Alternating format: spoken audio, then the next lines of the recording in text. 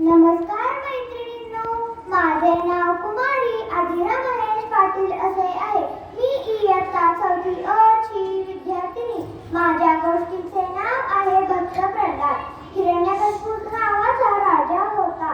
त्याने कडक तपश्चर्या करून देवाला प्रसन्न केले आणि त्याच्याकडून वर मागून घेतला की त्याला माणसाकडून किंवा प्राण्याकडून दिवसा किंवा रात्री घरात किंवा घराबाहेर कोणत्याही अस्त्राने किंवा शस्त्राने मरण येणार नाही. देवाने तथास्तु म्हणत वर दिला.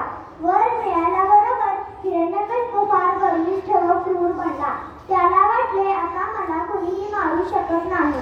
त्याला त्याच्यासमोर कुणीही देवाचे नाव घेतलेले आवडत नव्हते. परंतु हिरण्यकशिपूचा मुलगा प्रल्हाद खूपच मोठा देवभक्त होता.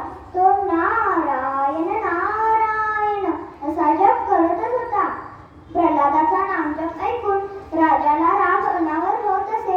हिरण्यकशिपूने त्याला बजावले, खबरदार, पुन्हा देवाचे नाव घेतलेस तर. प्रल्हादाने नारायण नारायण असा जप सुरूच ठेवला.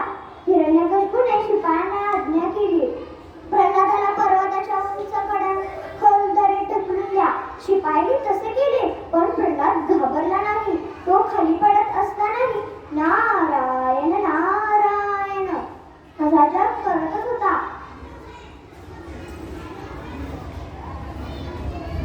हिरण्यकशिपूने शिपायांना सांगून प्रल्हादाला उकळत्या तेलात टाकले, परंतु प्रल्हादाला काहीच झाले नाही. त्याच्या मुखातून नारायण नारायण असा जप सुरूच होता.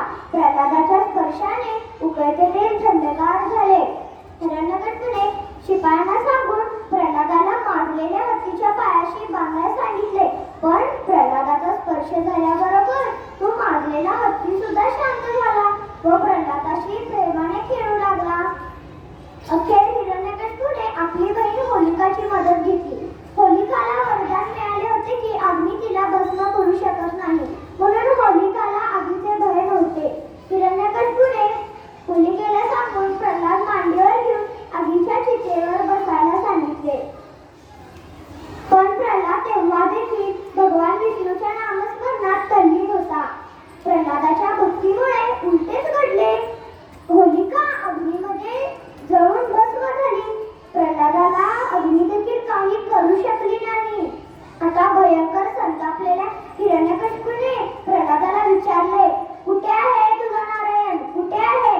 प्रल्हाद म्हणाला, माझा नारायण सगळीकडे आहे. सगळीकडे? मग या खांबातही आहे का? प्रल्हाद म्हणाला, हो हो, माझा नारायण हा खांबातही आहे. हिरण्यकशिपूने चवतळून त्या खांबाला लाथ मारली. त्याबरोबर मोठा कडकडाट झाला. तो खांब दुमबगला आणि त्यातून नरसिंह प्रकटले.